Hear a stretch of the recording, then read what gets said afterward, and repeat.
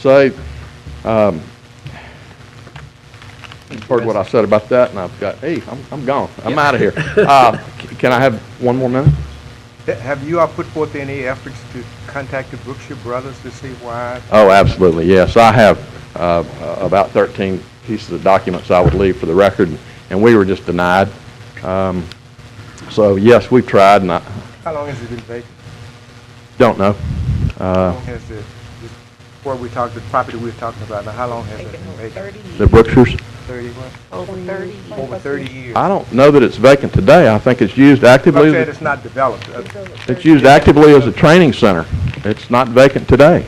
But no businesses that, what were the type businesses that were there when it was in business? What grocery store? Brookshire grocery store? It was a Brookshire's, I think, at one time. I really couldn't tell you.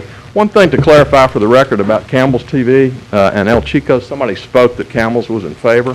While they might be as a tenant, the owner, Spirit Finance, is represented by Brad Armstrong. I spoke to him this morning. I can't possibly see how they could be in favor of this, losing their visibility to Fern Avenue and perhaps their access to Fern Avenue when they're asking $735,000 for 2 pieces of property that are now going to have a primary entrance on Gregg Street. Gregg Street looks like it does because there's about 15 adjudicated properties in that first block, and the city and the parish maintain them. And it's always going to be looking a little tough there. I see that as one of our very greatest opportunities of the Corby's Park Foundation to change and to help that neighborhood and to help Madison Park and to connect the dots, guys. We've got all this in place. So put Pandora back in the box and let this man build 23,000 feet of storage. It's his right by law. But when you go to expanding it, Pandora's coming out of the box and Pandora's not going back in. Thank you all. Thank you. 700.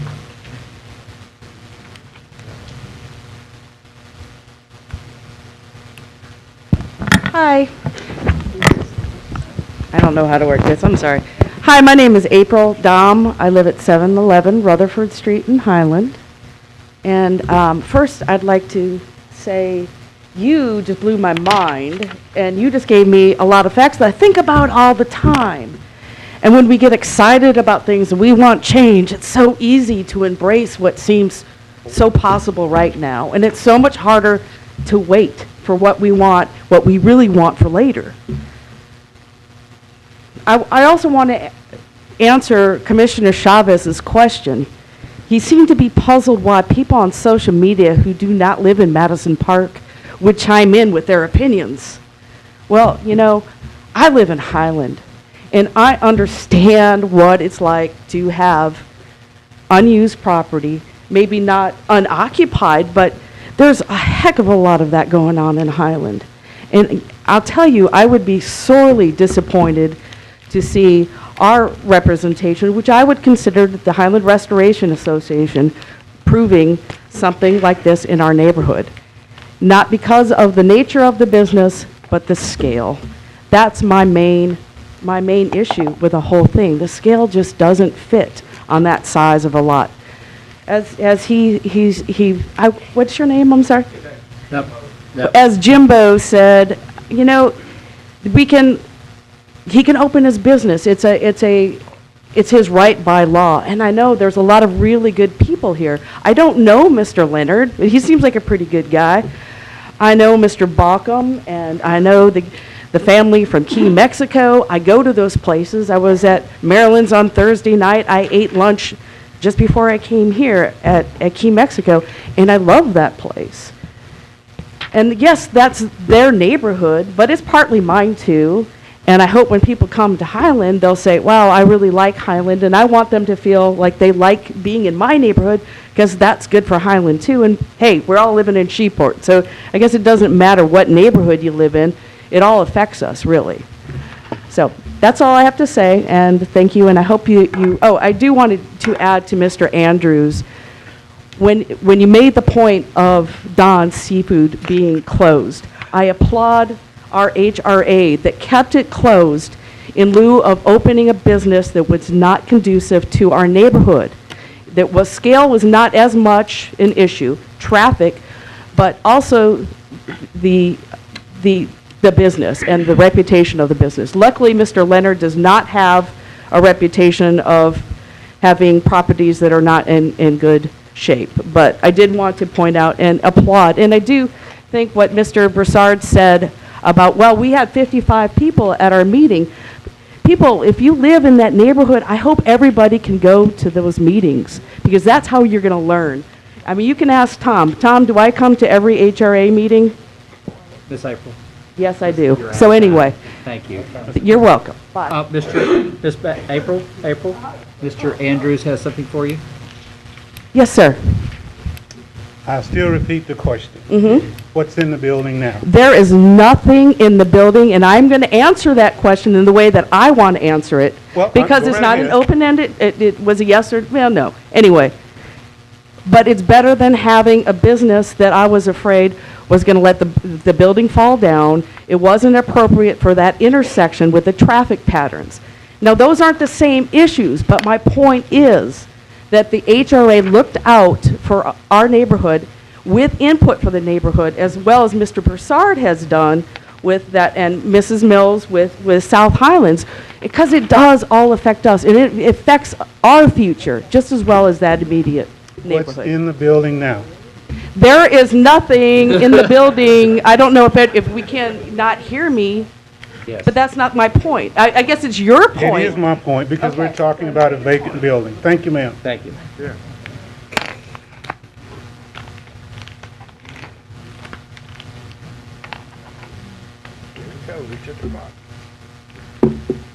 Hello, my name is Kim Mitchell. I live at 770 Thora Boulevard. I have been an architect and a planner in Shreveport for 40 years with experience in community development and city planning, as well as economic development. The area of the city we're talking about around Madison Park Shopping Center is very important to the city of Shreveport.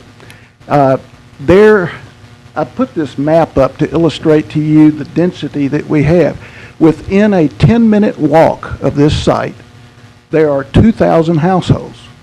Those 2,000 households have a value investment of $400 million, generating about $40 million of property taxes a year.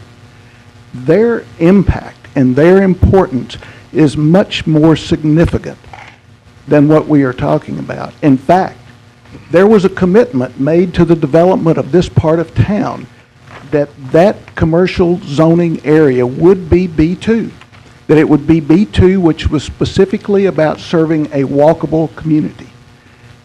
We have a reputation in Shreveport that has been earned of creating zoning by exception. That's not a good reputation to have, but it's largely responsible for a lot of the problems that we have in the growth of our city and the deterioration that is moving outward. So if we take what happened in 1987 that violated a trust to those 2,000 households by creating a spot zone, it opened the door, and today we are seeing the evidence of what happens when you open the door. Somebody wants to open it wider. Please do not do that. It has been opened. It does not need to increase. And to answer your question about the use of a property and what it is today, when you put the wrong use investment, you kill the possibility of what could be. Look at the communities that have revitalized around the golf course. We have a nonprofit group that has stepped up to the table to rebuild value in our golf course. It's very important that you get this right, and you're moving on a UDC to try to regain control of our city in a more organized and disciplined way. We have to move away from what we've been doing, and the evidence of what we've been doing is here today in what we are looking at in a spot zone that violates a commitment to 2,000 households and more. So I would ask you, please do the right thing here. Don't expand anymore. There is investment and opportunity ready to move us in a better direction to mixed use. I'm willing to volunteer some of my design time. There's another local architect. We know that it can be done. We have the experience to know that don't settle for someone saying what the economics are based upon their understanding of a market today, when we can pull the market. We've done that many times, and if you got any questions, take advantage I've got of Ms. them. Cooper, Mr. Mitchell. Are the potential investors or developers that you're referring to that have an interest in this property, are they here today? There is one or two, but that's not Can't do that for the appropriate for me to audience, sorry. answer. You don't know if they're here today? That's not appropriate for me to answer, to tell you the truth. Well, but- I just want to know if we're going to, if that's a real thing or not. Well, let me describe this for you, because having done redevelopment planning, that the plan drives the economics. I know, I just don't know if you're talking hypothetically or if you're actually talking about The- some people that actually have put money forward. I just There, want to know there, if this is a there is concrete interest. thing. There is Cannot do it, interest. sir. Sit down, please. It's okay, you've answered my question. Let me stop Thank right you. here and let me explain to y'all. If we start this cross-communication in between the audience to the board, we'll be here till midnight. That's why we give people a chance to come to the podium, and their conversation has to be directed toward the board.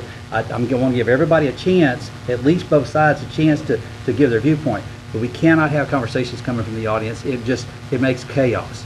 So please, don't do that. Thank you. Anything else, Ms. Cooper? That's all, thank you. Thank you, Mr. Mitchell. Next. Thank you. I am Bill Weiner Jr., retired architect, planner. Tim said he'd been doing this in Shreveport for 40 years. I've been doing it for 65. When I graduated from Cornell School of Architecture and Planning, I came back to Shreveport and have been involved in planning here as much as you can. I've been in court to protect the character of our neighborhoods, and I used to go to the mid-month meeting of the MPC and give a little 15-minute talk on planning concepts. To me, what we've heard is people with a self-interest of now. The P in MPC means planning. That's looking at the future. I see this as a land use issue. Personally, for 25 or 30 years, I have recognized that there's a problem in Shreveport where there's no condominium, high-end luxury for people who are getting older and want to sell their houses and move into a nice place. I personally looked all over town, and I came up with one place that was perfect, and that's this site. I've been looking at it for years, but I was always told it was not available. The reason it's perfect, you can put a multi-story building there with condos. The view is to the east, where you can have windows over the golf course, and you don't have a sun problem. It becomes a passive solar design. And you can look to the south, down the landscape areas along the bayou. So from the land use perspective, it shouldn't be forced into a use that will top the property for many, many years, so that the proper land use of that can be accomplished. The map that Kim had there, you will see Beta Virginia Park, Corby's Park, First Baptist Church, Waterside Park, a little green strip, and you have a couple of restaurants. What better place for a luxury senior living area than there, with views, green space, all the support you need. So you need to stop this to allow others to come in and try to do the right thing there. So let's put it off or kill it so that we can look to the future and do something that will bring people to the area, will solve problems, and build a community, not destroy one. Thank you. Thank you, Mr. Weiner. Mr. Weiner, Mr. Colvin has a question. Mr. Wayne, you made a comment that you've been in planning. Do you have any degrees in planning? I have a degree in architecture and planning from Cornell University, 1961. It was one of the two planning schools at the time. There was Penn. And you currently have a license in planning? There is none, I don't believe. Is there a license? There's the AICP Well, I certification. belong to them. Right. I'm retired now. And you don't work for a company right now? No, Individual, okay, thank you. but I didn't give you my address, I forgot. Thank you, please do so. Give us, Number 2 Longleaf Lane. I'm also a neighbor, but I'm not here as a neighbor. I'm here to look at land use and proper long-range planning. Thank you. got it. I still have the floor. And your zip code, Mr. Weiner? Zip code? 71106. Thank you, that's all. Just last question. You left 10 on the for, Uh-huh. you're gonna have 10 on the against. What number are we at? This will be number 7. We got 3 more. 3 minutes? No, you have Yes, 3 minutes, but please. 2 Name and more after address, you. let's get this right. Name and Donna address for the Curtis, record. 7755 Thor Boulevard, Shreveport, a 40-year resident of South Highlands, and I'm currently speaking as a citizen of and a member of the South Highlands Neighborhood Association. But as my, I guess, position as Executive Director of Shreveport Green for 25 years, we have a vested interest in this also.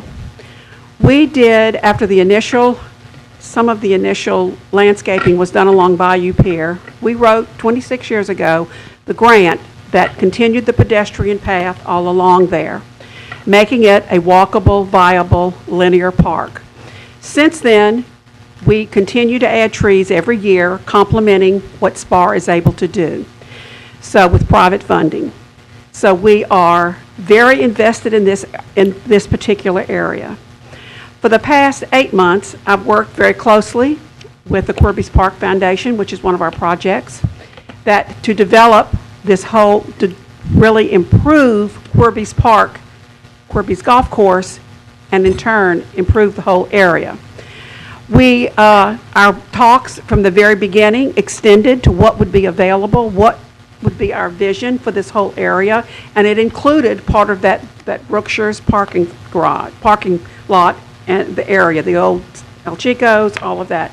We're thrilled with the success of Maryland's, we're thrilled with the success of Key Mexico, and we thought what a natural thing to have something more people-oriented within this area. I'm talking to use, which I know I'm not here to talk to today, but everybody else has alluded to it, so I feel like we can say that too. The vision for this area is outstanding, and it would be such an improvement and such an investment for that area. To answer your question originally, there are several people that are involved, that are interested in developing this area. We just were not able to get access to Brookshire's to see if the project, if it was available. Mr. West, numerous times, he has documentation trying to contact Brookshire's over the last 8 months. I want to say this is not a low impact proposal. It's a no impact. He said 6 to 7 people a day would probably come. 6 to 7 people a day. I don't think that's a very big impact for our community. Granted, it would put what is there now into a bigger use, but what we're going for, what we're here to discuss today, is the enlargement of the available square footage. I would like to say, as a personal resident of South Highlands, a resounding no, because as Mr. West eloquently put it, it's opening the Pandora's box, and here we go. Same thing.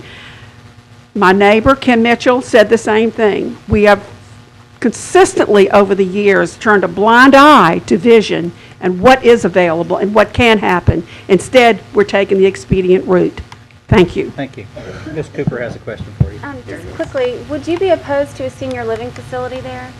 A what? A senior living facility like Mr. Weiner mentioned, would you be opposed to that going there? To a what? I can't. Senior living facility.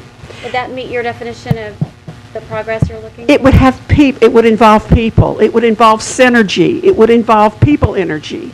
Yes, wasn't the top of our list when we were talking about it, because we looked at the wonderful success of the Highland Parade and the wonderful success of these two wonderful anchor restaurants there. We were looking Pilates studios, getting people in and out, a health facility. Just ideas, a wonderful park area that. Okay, I just was asking about that one use in particular. If your group would be opposed to that. No, I don't. I have not really considered that, but. Okay. We're Yeah, just it looking just for came up synergy. recently. We're looking for people where you pull people in. Okay, thank you. Thank you. Next.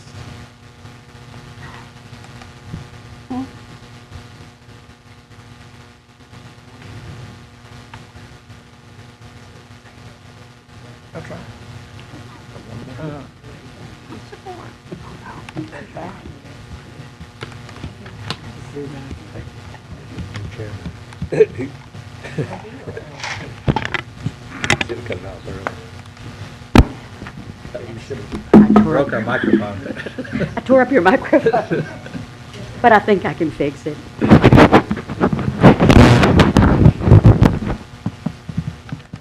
We'll fix it after the meeting. We'll fix it after the meeting. You're all right. Is that it? Yeah, that's good. Okay. All right. Name and address. I'm Janie Lipscomb. I live at 490 Ockley Drive, 71105. I am a member of the Broadmoor Neighborhood Association. And I might just mention that anytime, many of our members who actually could not attend the meeting have been very vocal about being concerned about this and opposing this. The MPC acknowledges that the storage facility in the larger size would not enhance the neighborhood. I'm gonna try to skip over some things that people have already talked about. I spoke with an architect at Tulane who said that it's possible that this little area might qualify for a Main Street grant project. So who knows? I mean, there are some options. It has been so shut down for so many years that people have not been able to explore the possibilities. Let's hope with the upswing in the national and local economy and with a new presidential administration, I think we're seeing, let's hope we see some confidence and positive growth in our economy and people are willing to take the chance to develop a business. The Madison Park, a Madison Park pedestrian-friendly business would certainly be desirable for this. It's anchored by Maryland's and by Key Mexican Restaurant and various other personal services businesses. So this is an addition, the opportunity to enhance that would be very much more desirable, I think, than a storage facility of any size, but particularly of an enlarged size. Pew Research Foundation and studies from the University of Houston and other Texas universities have indicated that self-storage facilities represent a decline in the surrounding property values. Several Texas cities have been forced to set aside funds to offset the declining property values and tax revenue of those residents. We people who live in those areas, probably the most important investment we ever make is our home. And we need the city to protect us. We don't need to have someone, particularly the people in charge, do something to us that helps us lose the single most important investment we have. I'm on the board of Loving Solutions, which deals with methamphetamine recovery after one is through the addiction phase. They have found that people do cook and run out of these facilities. I don't care. The police may not know it because the police didn't catch them. I can see my time's up, but obviously I'm opposed to this. Can I help? Can I answer any questions? Yes, Miss Bessie. Yes, ma'am. I have a question. Sure. Because I believe in movers and shakers. And I keep hearing about what could have happened, enhance the growth there. And the buildings, and I know, been available for a long time. And I'm just... Wait, say that again. For a long time. Wait, it has been available? You mean it's been... I don't know if it's been available, right, but it's been there. I don't know the procedures, don't get me wrong. That's okay. But I just keep hearing this over and over. It was the problem, if you could have enhanced the growth of that. Can you explain what was the problem? I can't, I don't speak for Brookshire's. They do still use that facility as a training facility for their employees. So it's not just an abandoned building. Yeah, I can understand that. And when Mr. Leonard invited a very few of us to his meeting there the other night, I mean, I think there was barely a handful of people, and we asked if other people had been invited, and they had not. So, and he did show us the, you know, the artistic renderings of what he thought he was going to do. But you know, Picasso gave us a lot of artistic renderings, but I've really never seen anybody with boobs like that or noses like that. So an artistic rendering is just a picture. No one is bound to that. But the property, it actually is not abandoned. It is still utilized by Brookshires. Does that help you? It does. Okay. Thank you, Ms. Lipscomb. That's all. And you know, I'm ready for more questions. I understand, but I don't have any more on my queue. If y'all wonder why I look, this is because if they follow protocol, they punch a button and it brings their name up. So that's all. Thank you. Thanks. Good afternoon. My name is Donald Donahue, and I just bought and moved into a house at 3408 Madison Park Boulevard, 71104. I'm the only one to get up here so far using that zip code.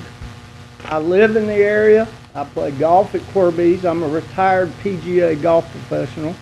If I had known that Mr. Leonard was putting in a monstrous storage unit, I would never have bought in that neighborhood. I'm about a 5 iron from his proposed building. He has, I don't know any of these association owners. I just moved in. I know that the property is not worth what he paid for it unless he can expand it. It's, I vote no. I don't want it in my neighborhood, period. Any questions? And Miss Bessie, just for your benefit, Wine Gardens had the slot track next door where I grew up playing racing slot cars. So I know the area. I grew up in 71104, and I'm vitally, morally opposed to any kind of storage units in my neighborhood, period. Thank you very much. Thank you, Mr. Donahue. We have any questions? Nope, I have nobody in the queue. Thank you. Anybody else? This will be the last one. Keeping it all fair. This is speaker number 10. Your last meeting. Yeah. It's your fault.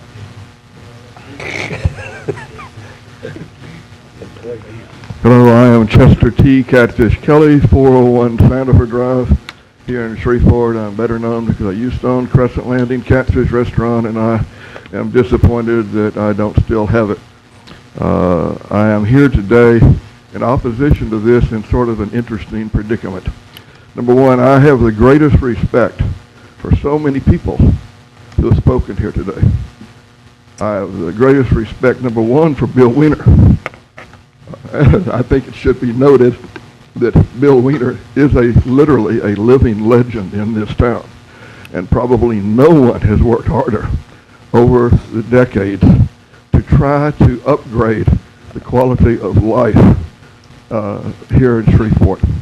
A friend of mine, Winter Andrews, points out that the proposed funeral home is still an empty building, and I understand that predicament. But I also understand that since Wine Gardens has been unwilling to cooperate with potential buyers or developers through the years, it has put us into a predicament where we really don't know what is the potential for that property. Neither do I know a solution to force Wine Gardens to open it up for competitive bidding, so to speak, or to present proposing options. As a licensed real estate broker for 55 years, I know generally if a person owns property and wants to sell it, they can sell it. And they can set a price, and they can pretty much sell it to who they want to, with no obligation one way or another.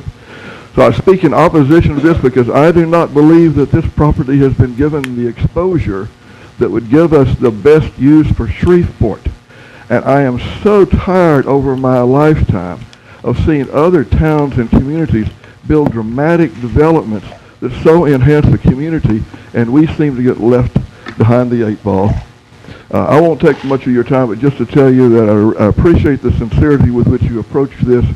If there were a solution to the question of how could we open this up to more research as to what would work, the things we've heard from the people from Corby's excite me.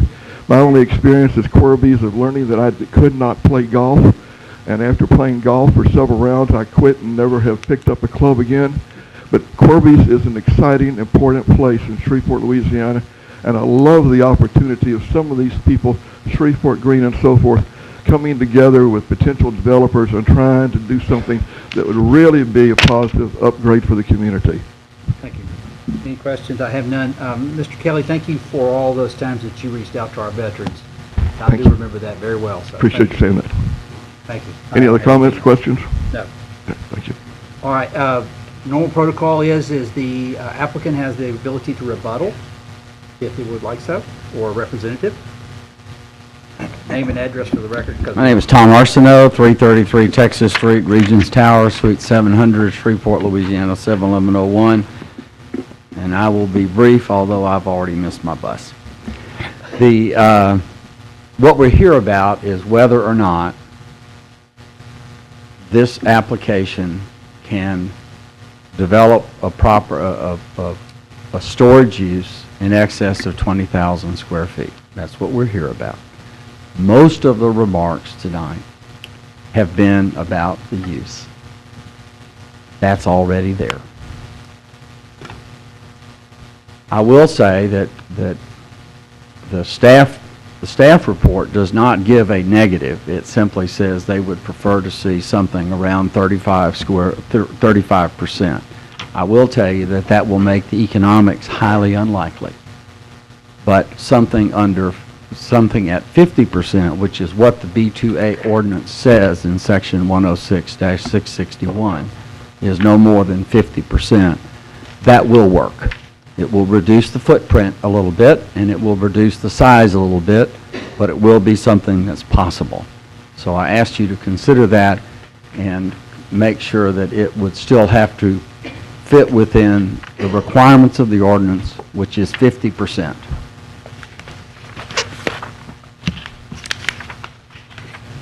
Some years ago, I was involved in some counseling, and the counselor looked at me. He said, "Tom, here's what I want in terms of a commitment from you. I want you to commit that if I ask you to stick a pickle in your ear, that you'll do it." And I made that commitment. And he didn't ever ask me to stick a pickle in my ear. But here is what, here are the pickles that Mr. Leonard has been asked to and has stuck in his ear. Number one, he's providing parking for a neighbor that he has no obligation to do. Number two, he's allowing a major neighborhood organization that brings lots of people from Broadmoor, South Highlands, and Highland as a part of a Highland parade to continue to use that property, which it has no right to use, for free to stage its parade. He reduced the footprint so that he could do those things. He's leaving a driveway for adjacent businesses that he has no obligation to do. And he's agreed to provide considerable amenities and beautification as well as an upscale development. In the package that he gave you today, there's an article about the developing industry of climate-controlled indoor storage. It is not a drain on property values. I was asked, as Mr. Broussard so politely put in social media, I was asked, well, I want this in Highland. The answer is yes, because there are lots of people in Highland that don't have a place. We don't have closets in Highland that don't have a place to store things, and so an upscale, safe place would be very helpful. This is an amenity for the neighborhood. It is a benefit to the neighborhood, and you should not turn it down because someone says Something else better might be out there, but nobody's put the money up. Please approve this application. Tom? I have questions. I have Miss Bessie. Miss Bessie. Oh, yes.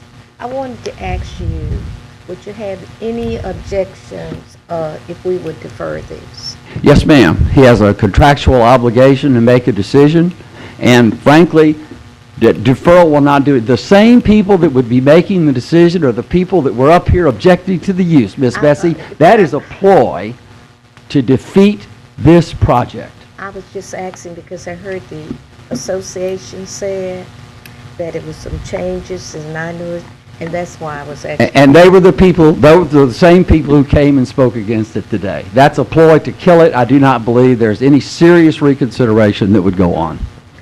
Anything else, Miss Bessie? No. Mr. Remedies? There was a comment made earlier about that only a select few people were asked to attend a meeting. How was that meeting posted? Did you No, sir, it was not a public meeting. Hang on just a second. I Was it on invited. a social media posting, or how was it posted for the concerned residents or citizens to come? There were the people whose ox were in the ditch. We invited the Broadmoor Neighborhood Association, which sent 4 representatives. We invited the South Highlands Neighborhood Association, which also sent representatives. We invited people that had spoken, that had posted against it in social media, and we invited representatives of the crew of Highland. Anything else, Mr. Remedies? I don't know if y'all noticed that I generally don't speak and ask questions, but since we're at the end of this, this is my opportunity. This is something the chair doesn't get the privilege to do. A couple things I want to vet. I have a business that in close proximity to Mr. Leonard's Mansfield Road location. Okay? Personally, I like what he did with it, but I wish it was all inside and not external. It is not a question whether we have the right to deny him to do 20,000 square feet. That's a given. We wouldn't even have to be here today if that's all he was doing is 20,000 square feet, because it's a use by right. That's what you get when you own land. It's called a use by right. So if he decides he wants to do 20,000 square feet, it doesn't matter what we do, it's a done deal. By the same token, and I don't know how this is applicable, but he probably could do 20,000 square feet and all external parking out there with motorhomes and trailers and everything else. I don't know that that would be applicable or not, but if that's definitely something that could be. If I had the choice on Mansfield Road, and it's a nice looking building, it's a good looking operation, but I wish it was all inside, and it's not, but I understand what you're dealing with. The other thing I want to make sure everybody understands, before we go into deliberations, and at this point we're going to, and I will give you a chance for a rebuttal. No, I was just wondering if you're finished with me. I'm happy to stand here. Yes, but well, unless there's a question that comes out or you want to answer something. Yes, sir. What is before us is the decision. We're the recommending body. We are not the final say-so. No matter what Sir, you are the final say-so. It has to be appealed. it has to be appealed. That's where I was going to go. Okay. Okay, that's where I was going to go. But you are technically the final say-so. We are the final say-so, but it's all appealable to the city of Shreveport. And so I think it's fair to say that no matter what decision this board makes, it's going to be appealed. So round 2 will be in your future, no matter which side this vote comes out on, because it's going to go to the city. So I want everybody to know that, so that as we go into deliberations, which we're fixing to enter into, which is just the board and with staff, that there's another bite at the apple for everybody. Correct? Yes, sir. I assume. So, thank you, sir. Thank you. All right, at this point, we're going to deliberations among the board members, and the chair is more than welcome. Please use your buttons to comments, questions, and or motions. And don't everybody speak at once. Ms. DeMarteau, I have a question for Mark, please. go right ahead. You have the floor. This is a big deliberate. I mean, this is tough for us because we just, like was stated, we just last meeting said pass the UDC on to hopefully be passed by the City Council and Parish Commission. I guess my question would be, what is our obligation as a planning body, a group, a board, to really I know it's not law now, and it won't, and it might not be, or it will be in 4 months. We don't know. What is our obligation now as a board, not just on this case, but any case, to think about the future planning and direction of our city and do smart planning and make decisions based on those concepts? The interesting thing that you brought up is anytime you have a new ordinance proposed and the old one is still in existence, you kind of enter into what I call no man's land. And so you have to be very careful. I think this body has to always consider what the UDC is considering under its proposed status right now. If it's approved in January by both bodies, it would not go into effect until the 1st of April. But by law, we have to always consider what is legally defensible in court on these issues, on land use related issues and zoning. So in this situation, any application that comes forward to the MPC, all the way up to the 1st of April, I have to, by law, consider it under the current ordinance. And I'm held to that because that's part of the required transition. And it is something that we have to always support. I mean, now I can give you options and I can always ask you to consider the UDC in something, but until it is law and is established on a particular date, in this case April 1st, then I have to, with the applications that come in, consider what's presented to me. So basically what will happen is if this case is approved, and it is then, let's say it is appealed and still approved by City Council, what will happen is that it will become a non-conforming use, which means that Mr. Leonard could continue to operate as is once he's developed the property and has gone through the site plan review and approval process that's required, after this step. The only thing he can't do is expand that facility because it's a non-conforming use. Because the minute you expand the facility or cease operation of the facility, then it reverts back to the new set of regulations.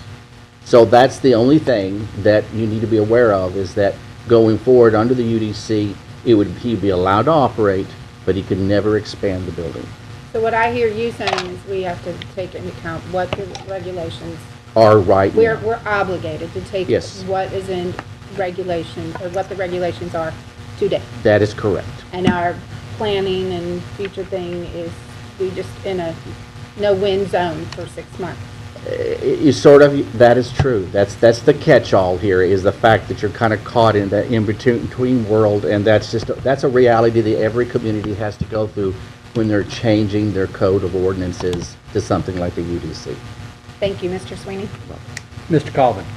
Hey, Mark, question. The proposed building is 89,974. That's correct. In the staff note, that says that's a 54% occupation of the site plan, right? No, it's a 54% building footprint coverage. Okay. And what Mr. Leonard read on the existing law said it could be anything but that, up to 50% coverage. Yes. So if you do the math on that, that's not 89,974, that's 83,309. So that cuts it down 6,400 square feet. This is true, but let me give you a qualifier. Okay. It does say 50% lot coverage, but this is a use approval. I understand. So that means what's happening is because you get the opportunity to approve a use approval, you also get the discretion to dial back that coverage if you so wish. That's right. So it's different. If he was building a building that didn't require a use approval, right, he could go to the 50%, just like that. If it was, but under the use approval, that opens a different pathway. Right. So you as a board could say, well, we don't want it to be 54%, we want it to be 34%, or we want it to be 49%. You have that option under this provision. But if we try to make it apples to apples and oranges to oranges, and that was a pharmaceutical research, and they were up at the podium wanting to spend 3 or 4 million, we'd say, okay, 50%. But since it's storage, we're saying we're trying to dial it back. Is that right? No, because regardless of who would have approached us, anyone that wanted to expand this building would have gone through a site plan review process and would have been considered anyway. But the reality is here, it doesn't make any difference what the use is. We're talking about the massing of the building on the site. If you look at Mr. Leonard's other properties that he has mentioned and that we have in your packet, all of those properties only go up to about 55,000 square feet of total space. This is the smallest lot in all of his consideration of properties, and yet he's going up to 89,000 square feet. That's the question before you. Do you want to allow him to do that? Do you want him to have a greater building foot presence, or do you want to make his square footage more in line with his other properties that he's developed in the past, and to be more compatible with the adjacent properties in this commercial corridor? One question for the chairman. Yes, sir. Would it be okay to ask the applicant to come to the stand to ask him a question about size? I would. We'd have to suspend the rules, and I prefer not to. Where's the size? Well, that's the size his. No, he just has to pass it to Dale. Oh, yeah, because Dale didn't get one of those. No, I understand the sizes. You know what he's saying. What I was trying to get to is, if we back it up to 50%, that's 83,300. That knocks it down 6,500. I wanted to ask the applicant if 6,000 feet, that's roughly 7% of what he's trying to do, if that's still doable. That's all I think was Mr. Arsenault said at 50% it was still doable. He did say that. Mr. Arsenault said that. Who had the floor? Mr. Baldwin, you had the floor. You had the floor, I'm sorry. I guess we've heard all the pros and cons. I guess I'd like to make a motion. Well, let me make sure there's nobody else who wants to speak, if you don't mind. No problem. Anybody else on the board have any comments or questions? And might I make a point to you? Yes. Please be very, very careful that you very clearly make, whoever makes the motion, if it's for approval, that you clearly state what size or square footage you're allowing over the 20,000. That's very important in this situation, so that we clearly can translate that to what needs to be done, so that when he does submit a site plan, he fits that. Got it. Mr. Chairman. If you push that button, I'll recognize you. I'll be glad. Oh, I got Mr. Andrews. Very good. Mr. Sweeney and to the staff, I kind of gather that you guys didn't just put this together overnight. There's been quite a bit of time spent on trying to come up with a recommendation that may not necessarily fit everybody's cup of tea, but would possibly be amicable to both sides somewhere along the way. As I listened to all of the comments and I listened to the potential opportunities for this area to be developed, but nobody said anything about how that potential development could include this piece of property. It's a no-go if you don't want it, because we're going to do this, this, and this. But there could be a happy medium, I would assume, somewhere in there, to where this development could be included in that. I want to use the right term and not be ugly. The future plans for that area of the city, and there's got to be a happy medium somewhere in there. I guess I'm always guilty of looking for the middle road, and perhaps maybe every now and then I got to get muddy.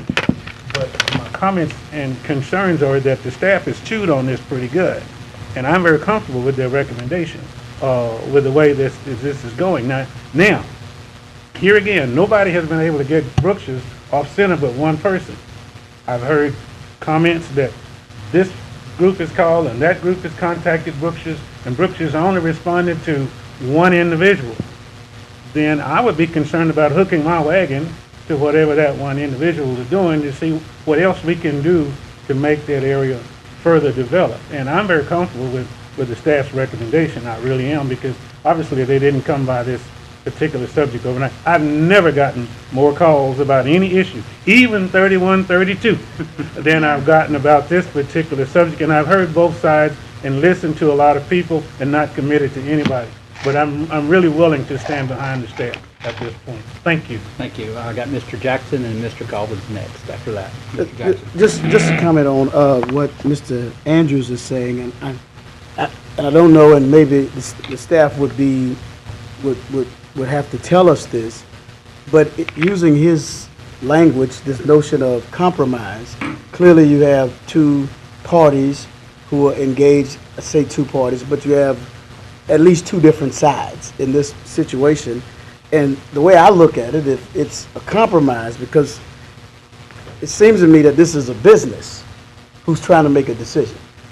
And if that business were trying to open a pawn shop, and the compromise was you could have the store, you just can't sell anything, that didn't seem like a good compromise to me. So I guess I'm saying that to say that if a business is selling space, and basically what their business is space, and the compromise is on space, then to know whether or not it qualifies as a compromise, it should be based on the economics of the situation, not just on a number we could pull out of the air that would be kind of middle ways between where we started and where we are now. There still has to be some economies, I think, that are congruent with that conversation if it's going to make fiscal sense as well. So I guess my question is, given the recommendations, and I heard a lot of people refer to what the staff has done, but ultimately from a city perspective and from the perspective of Shreveport, because we don't get appointed from districts, so we shouldn't come with skin in the game based on representing the district. What's best for the city of Shreveport must be if it's back in commerce, and that those businesses who decide to locate in Shreveport can be successful. The question is whether or not can he open a business, but can he be successful? Is the propensity for success there, given what we are calling a compromise and cutting them down to that particular percentage? I don't know if you know the answer to that, because outside of that, it doesn't make sense as a compromise, just in my humble opinion. Thank you. The only comment I would make about that is that when you start comparing this site to the other sites that Mr. Leonard has done, what the staff recommendation cuts out, provides you here is about a little over 47,000 square feet of storage space. 2 stories, of course. Remember, there's always a second story here. If you go and look at the other climate-controlled facilities that he's built, he hovers around 50 to 55,000 square feet, making those properties work. If there was an attempt to do a compromise with the applicant on this, I would say that the logical thing here is to, if you want to go up on the 47,000, would be to hit the same range as he has with his other climate control facilities that he has built in the past. So if there's this site, 53,000 square feet of storage space is probably workable from a financial perspective. I can't claim that entirely, but if it worked in the other locations, it should work here. Because I again come back, I'm kind of like a little bit of a broken record here. This is 89,000 square feet on 2.5 acres compared to 53,000 square feet on 5 acres that he's built in the past. So perhaps asking the applicant what he's willing to go to is a reasonable thing to do if you're looking for a compromise. Right. And that's my point, Mr. Chairman. I guess for us to for us to select something does not factor in economics. It factors in what has happened before. It's comparable to other facilities, but we've not seen the balance sheet. We haven't seen the economics of it. The 2.5, and as you know, based on location, while we said one was 5 acres, one was 2 acres, when it comes to making your money back, it is possible for a 2.5 acre tract to cost more than a 5 acre tract, depending on the location. That is true. And so as a result, I think I just didn't want to generalize the notion of size, because it may be a false equivalence. And so I think having spoken with, I haven't spoken, and maybe if it's going to be a compromise, and if that's the goal, and if it's not an absolute no from the beginning, then I think the compromise and some number should be based on something that is concrete and intellectual, and not something that is based more on percentages of size based on other properties and comparing simply to other properties. I do know that the use needs to be congruent in the neighborhood and those kind of things, so I'm not bucking against that. It's just that I sense that, and I hesitate to call it arbitrary, but the way we have broken it down doesn't seem to me to have an economic bent to it, and I think that's important when you're talking about a business. Could you put up the schematic where it shows what the staff's recommendation is compared to the proposed? Mr. Colvin, while you're putting it up, Mr. Colvin? Yes, I'd like to go ahead. I'd like to make a motion to approve the application to be no more than 83,000 square feet. I'm not going to use the term 50% in here, but in my math, that comes up to 50% of what Mr. Leonard said. But my motion is to approve the application to be no more than 83,000 square feet. Because we don't know his economics. We don't know what he got the other property for on Mansfield Road. Brookshire's was holding out. Brookshire's made this 3 times as much as what he paid at Mansfield. We don't know that. If it is appealed, if it does go to City Council, they will get down, we're a recommended body. They will get down to the details and find that out. Okay? I second. Okay, I have a motion second, but Mr. Sweeney was going to make a comment, so before we go any further, we'll take a vote. Real quickly?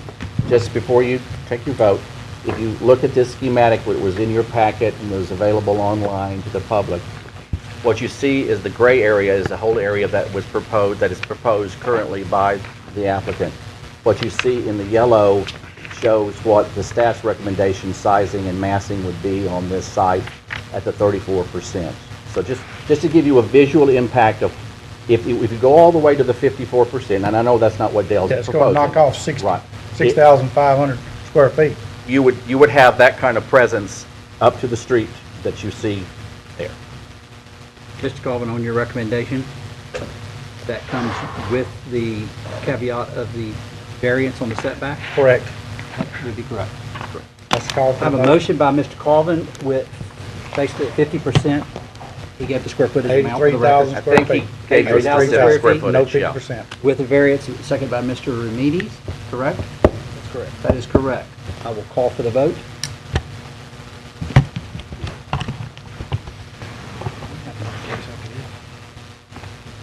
Ms. DeMarteau. I'm just debating. Well, doesn't look like a vote. And the motion carries. That issue is done. Thank you all for coming. We will now move on to the next case. I'll see you Friday. Give me a second to get my paperwork together. Real. The next case on the agenda, we will now enter our public hearing items. We'll give a second for y'all to get out. Yep. When you do the site plan, as long as you don't. We don't really need to. 35. They were asking. Oh, Lord. Yeah. We got it. Get out of here. You buying pizza tonight, you talk the most on that case. You buying supper. All right. Right, will do. Ladies and gentlemen. Ladies and gentlemen, could y'all go out in the hallway? Sure. Thank you.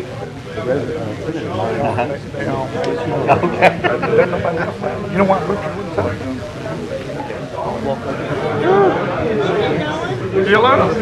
Restroom?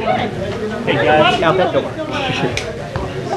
We're going to move to case number 9. Reunion Development.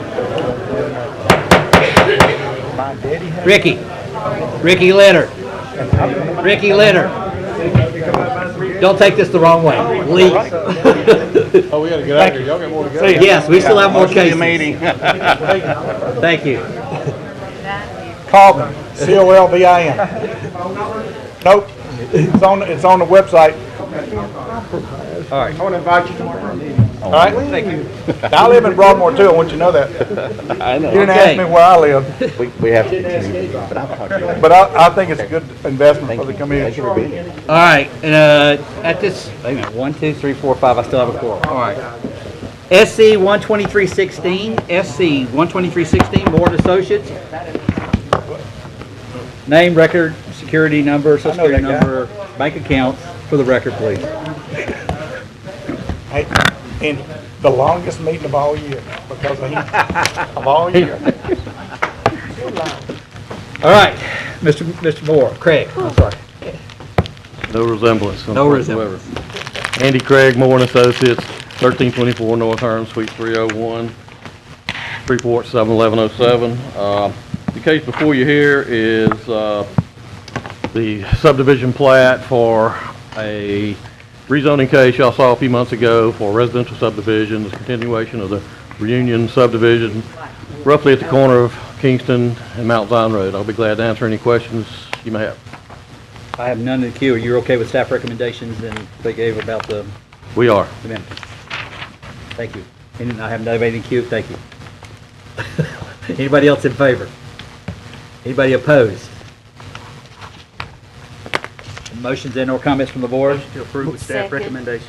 I have a motion by Ms. Reedy, second by Ms. Bessie for approval with staff recommendations. Please vote. And motion carries. Next case, CA 616, closing abandonment of Parish of Caddo, Public Works. You'd think being a government official, you could have got bumped higher up on the list. This has been quite the afternoon. Well, sit in this chair. That's right.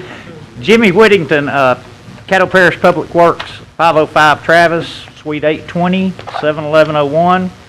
This is a request that Public Works receive. Nicole, there it is up there, right there. You can see it's the dead-end road. It's out in the Lakeview subdivision. The gentleman making the request owns the... Mr. Pruitt? Okay, you can come up. He owns the big tract on the left of Nicole, the dedication of Nicole, owns that in its entirety, and owns beyond where we're proposing to close the dedication. He owns to the north of that on what would be the northeast side of the property. The parish does not have any, so basically he's the adjoining landowner everywhere around there. The parish does not have any objection to this. We've met with Mr. Pruitt. We are going to, before any kind of ordinance would be prepared to actually close and abandon the dedication, there are a couple of things, and we've talked with Mr. Pruitt about it. One is we would need to reserve a utility easement over the entire portion of the dedication that's being closed. Okay, he's got telephone lines and utilities in that easement. And the second thing is northwest on Nicole, which would be on Mr. Pruitt's property, we would require him, I don't think we would make him do a complete cul-de-sac or something like that, maybe a T, but we would require him to do some kind of turnaround prior to getting to where he wants the dedication closed and abandoned.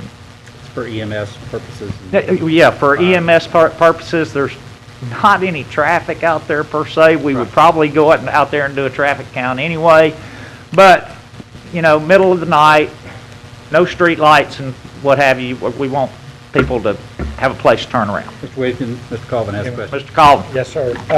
Could you, on her map, Ebony, would you let the gentleman that owns the property put an X on the parcels that he owns? Just put an X on the parcel that he owns. Well, let me do this protocol. Any questions for Mr. Whittington beyond that? No, thank you.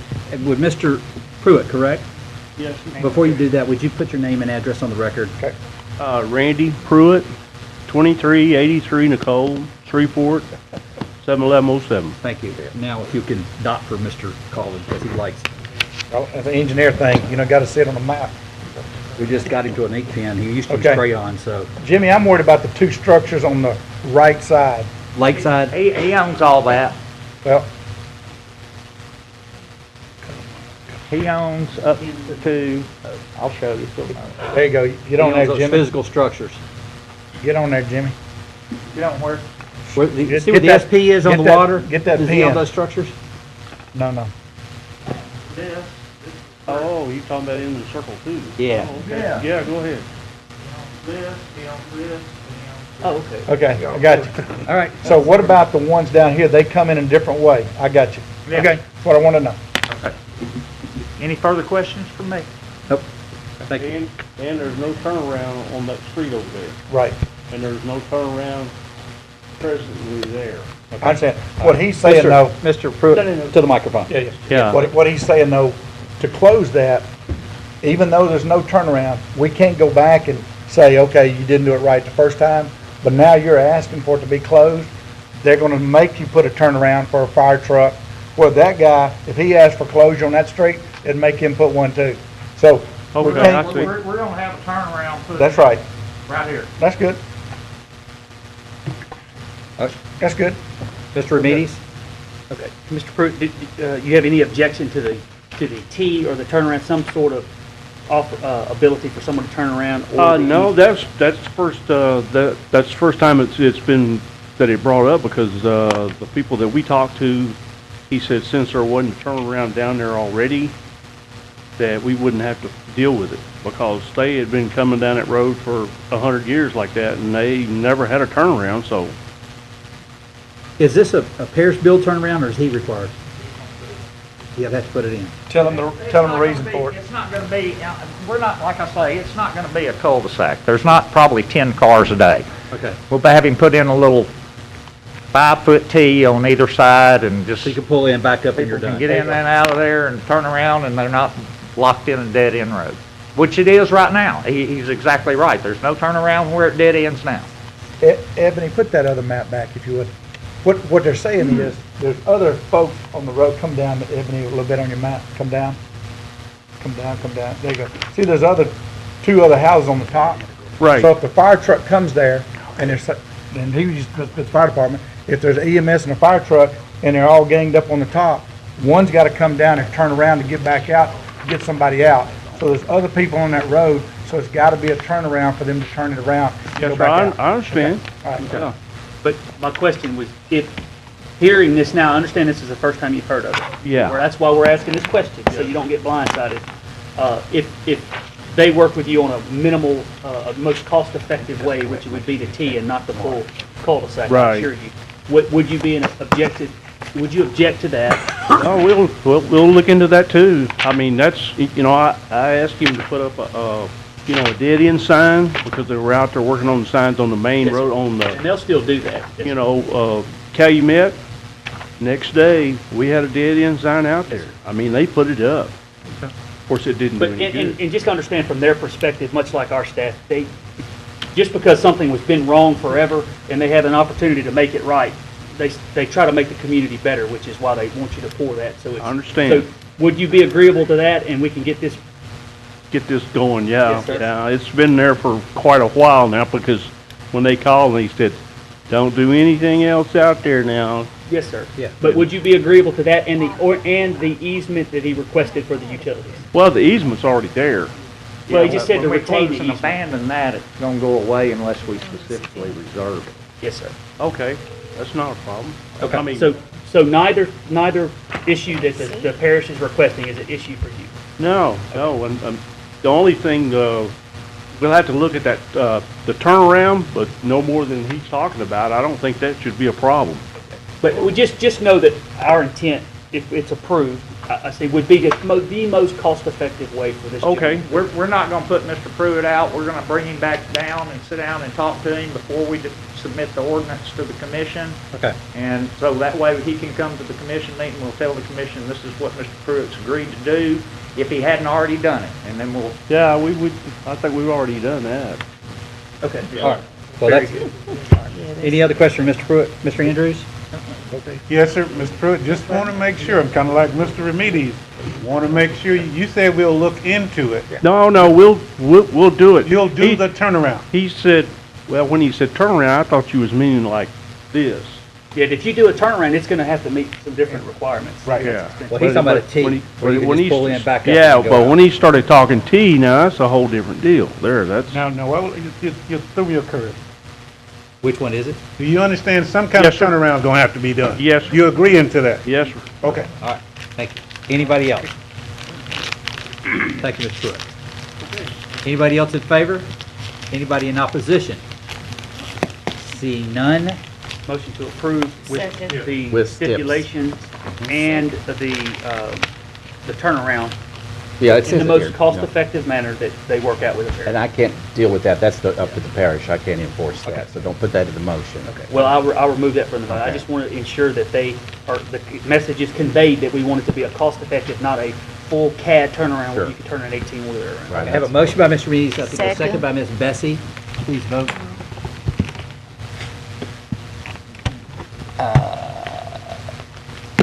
And motion passes. Is that everybody? Yeah, Yes, so everybody that's is here. Yes, thank you. No, Ms. DeMarteau, yours didn't go in. I'm sorry.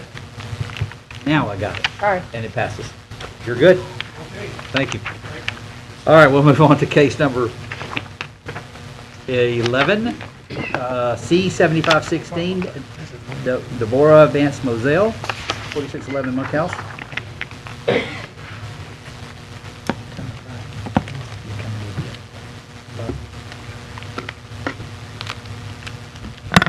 Good morning. Yes, it's hyphenated just like that. Deborah Vance Moselle. I live at 2 Summer Cottage Lane of Franklin Park, New Jersey.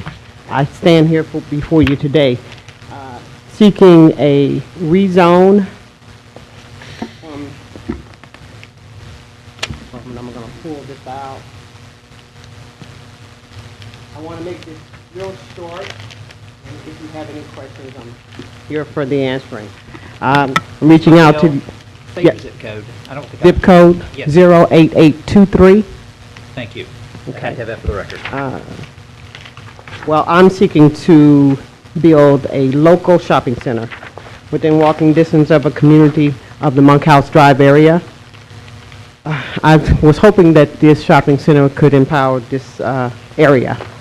Right now, the property is vacant, and they are showing signs of improvement. If you have drove through there recently, they're actually laying some piping underground there, improving the drainage area. I want to rezone this from a B1 to a B2, making it a neighborhood business district. And if you were to permit this, I seek to do retail development there. This should enhance the area. I also have surrounding business that are residential, which I'm looking for as clients. I have B2s in the district. I also have other surrounding businesses that are there. I also have vacant lots. And that's what I want to point out to you today. I'm hoping that you can support this.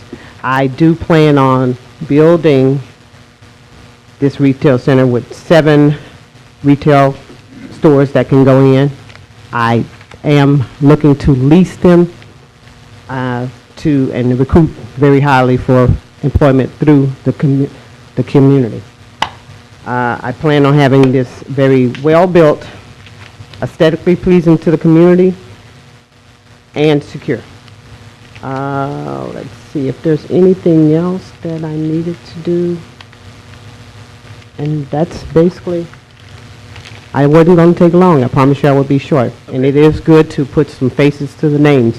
Very good. Thank you very much. Any questions for Mr. Vance Moselle? Thank you very much. Anyone else like to speak in favor of this application? Come on up.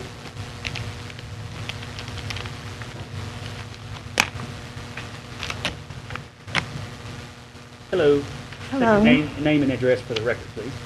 Clara Vance, 4042 Quad Street, Shreveport, Louisiana, 71109.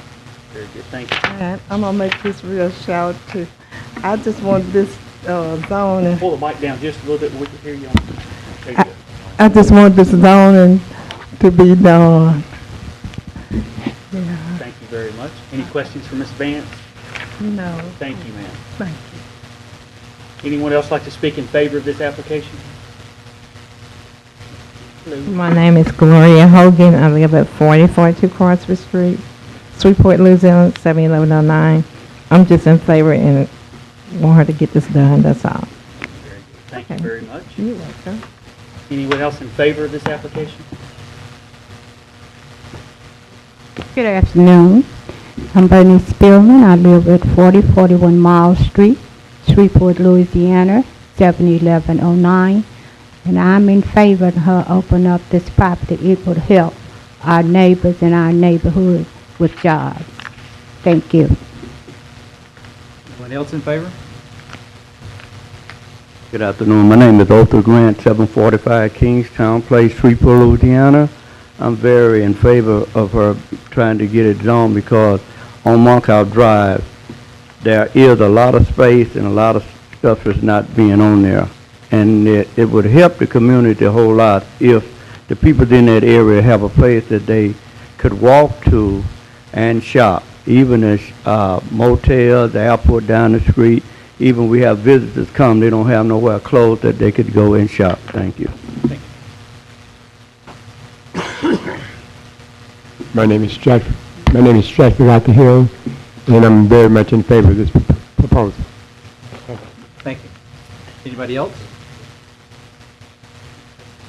Ms. Bessie, you have a question for him?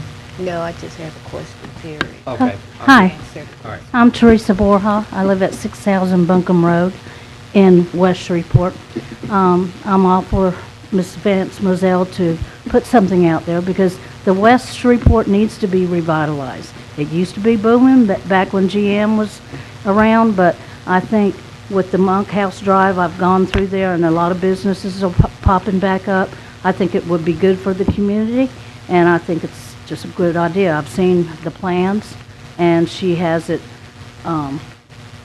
platted out and pictured with all the landscaping and what the building's going to look like, and I think it's going to be nice for the community in West Shreveport. So I approve. Thank you. Anybody else?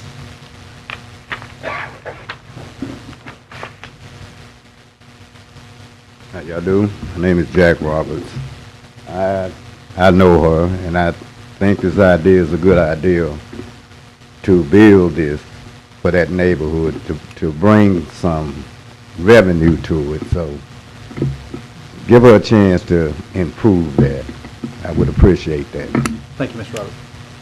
Did you have a question? I have Mr. a Roberts. question. Mr. Roberts, Miss Bessie has. I have a question. Yes, ma'am. Do you live there? Yes, ma'am. You do live? Yes, ma'am. You're one of the homeowners Yes, that's ma'am. in that area? Yes, Because I ma'am. know some homeowners, and I do know it's commercial too in Yes, the ma'am. area. That's, okay, thank you. Mr. Roberts, or Mr. Calvin, I'm sorry. Well, he can sit down. No, I want Okay. to make a statement, then I'll give it to you, okay? I guess the thing I want to ask real quick, and in the middle of it, we only let 10 people go the other time. She got about 15 or 20. That's good, but they're all short. That's great. But my question is, I know she got a lot of approval for it, but Mr. Sweeney, I'm going to go back in time. We hardly ever, correct me if I'm wrong, approve something for hopefully getting potential tenants. We don't do a site plan approval or change zoning for hopefully getting tenants. It's like, here's our site, is that right? Well, I guess my point of it is, it's in a residential area, and I hope it does good, because I agree with that lady two back that said they need something in West Shreveport, because when GM left, it left a void. But it's close proximity to the other residential, and with not knowing what's gonna go in to the B2 or B3, and it'd be a heavy use, we kinda keep more eyes on the prize. Is that what I understand. in the Yes, past? yes. Okay. Mr. Sweeney, and I want this to the whole group, and I generally don't speak out of turn like this, because I try to wait to the very end. As a track record, when somebody applies for a B2, that's abuts a neighborhood, we have to know what's going in there, or we're real hesitant because B2 is such a heavy use. B1 is the natural transition. Yes. But B2 can be very intrusive to a neighborhood, and because the property abuts houses, creates a problem. And so I don't want anybody to think that, we're singling this one out. We've done this many times. Yes, sir. Matter of fact, I remember a B2 on Piermont. Right. The guy was adamant that he was going to get a B2. And y'all remember that case? Oh, where he yeah. was Oh, developed? And we just said, not if you can't tell us what you're putting there, because there's a house next door to you. And so. But does it need a B2 at this one? Does it have to have a B2? Well, The uses she has proposed would require a B2. okay. So I just wanted to let you know, we're not opposed to development, but it's our track record that says we don't put a B2 next to a residence, directly abutting properties, generally without specifically knowing and pulling that tenant, that particular industry, and specifying that's what we're approving. It's almost like we give a B1E, if you will, and we pull a specific one down, not opening it all up, because B2 is so wide opening that it can be very intrusive to those neighbors that abut that property. So our concerns, or at least the concerns I have, is it's not our normal track record to do a B2 next to a house. It just doesn't happen. And we do that because those houses were there first. It's not next to no house. Well, the back line abuts neighborhoods. The R1D behind it. The R1D behind it, and that's the problem. And here's the thing, it's R1D, and you're gonna go all the way up to it. We can't go there. He's got the thing, and if you've already come up, you can't come back, okay? But next one coming up, you go tell them what your question was, and they can ask it, okay? All right, and it's Mr. Jackson? Roberts. Roberts. Anybody else have anything for Mr. Roberts? Was I incorrect in what I said? No, you're explaining the trend that has occurred for many years. Many years. How we rezone property and how we buffer neighborhoods with B1. It's a transition. B1's a Right, transition that's from correct. residential to business. So, That's correct. all right, thank you. Thank you, Mr. Roberts. Thank you. Anybody else? Yes? No? She's already been up. You can only come up once. Well, somebody else can. She's got rebuttal when she comes back. Oh, she does have rebuttal. That's right. I'm sorry. Yes, you are correct. Well, But you can ask your questions or do. you have to ask the opposition first. Yes, I have to do the opposition first before you come back. Anybody else in favor? I have a gentleman coming up, and then Ms. Moselle, you will get a chance to come back up and do a full rebuttal, okay? Oh, I'm sorry, you're Ms. Moselle, I'm sorry. She can have anybody do the rebuttal. I'm sorry, I had to go to the restroom and I stepped out a minute and I'm a That's all little right. confused, We're so. Yes, sir. Name and address for the record. Yes, sir. I'm Dwayne Edwards of 3917 Deal League in that area. Area code 71109. And that area do need a shopping center. I'm not just speaking for the neighborhood that's not close, not as walking distance, but in driving distance. Where the area is, what I understand is that it's not residential area, it's a business area, so it's really not no houses next to it. That area, it would be, I can remember the times when I've gotten off the airport, out of the airport and come straight down Monkhouse, and really, there's really no shopping. No shopping, no for the visitors. Even though I'm from here, I already know what's in here.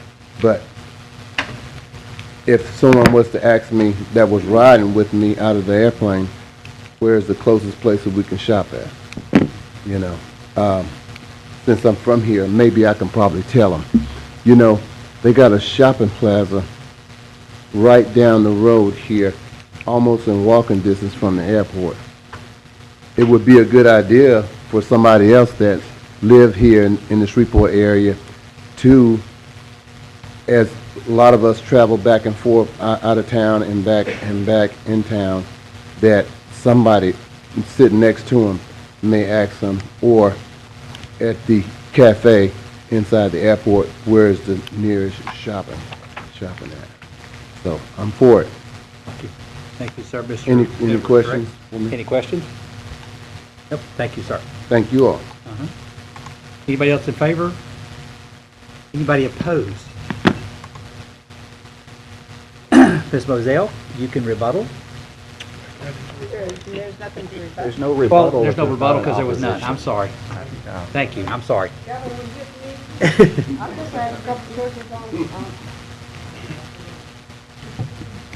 So, okay, so there was no rebuttal because there was no opposition. So,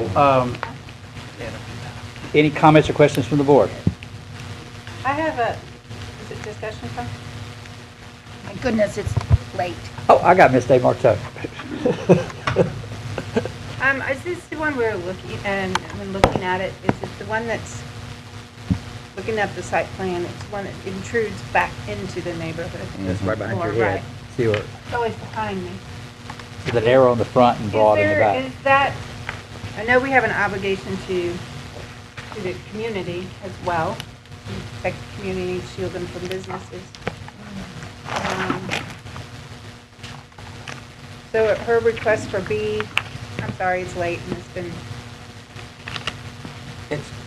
is this a problem intruding into the neighborhood too much? Yes, ma'am, it is. Because it goes against what this board has done for the last several years, is to keep B1 zoning back there, and the intention was to buffer the neighborhood.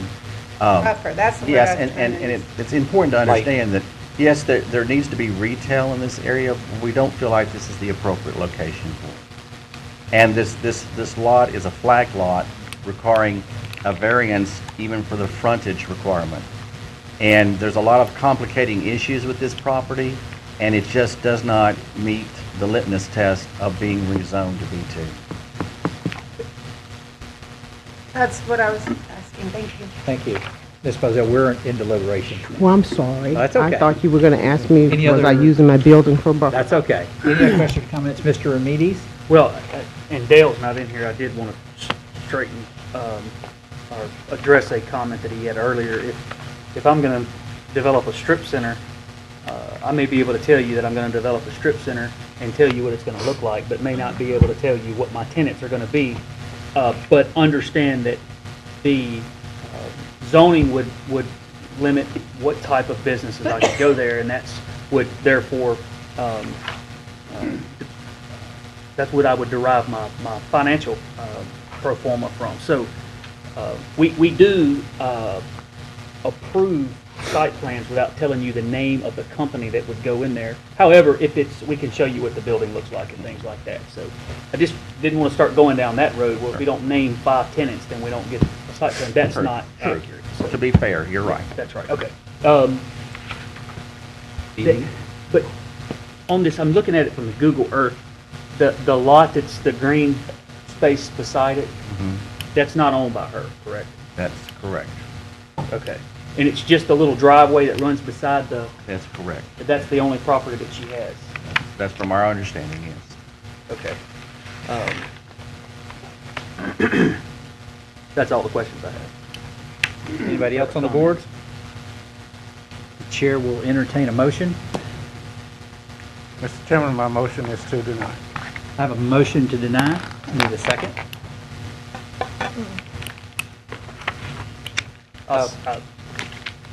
Your second, Dr. Pennywell? You second? Yeah. I have a second by Dr. Pennywell.